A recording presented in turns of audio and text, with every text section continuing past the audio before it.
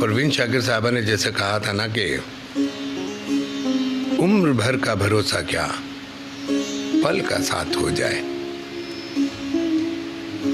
उम्र भर का भरोसा क्या, पल का साथ हो जाए।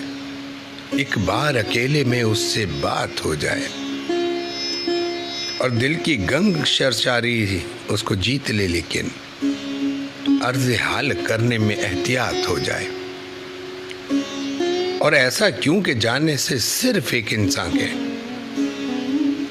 ऐसा क्यों कि जाने से सिर्फ एक इंसान के सारी जिंदगानी ही बेसबात हो जाए। याद करता जाए दिल और खिलता जाए दिल, याद करता जाए दिल और खिलता जाए दिल। ओस की तरह कोई पात पात हो जाए और सब चिराग गुल करके उसका हाथ थामा था। सब चिराग गुल करके उसका हाथ थामा था। क्या कसूर उसका जो बन में रात हो जाए और एक बार खेले वो मेरी तरह और फिर,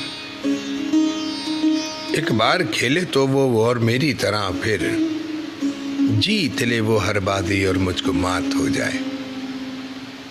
उम्र भर का भरोसा क्या, पल का साथ हो जाए। एक बार अकेले में उससे बात हो जाए।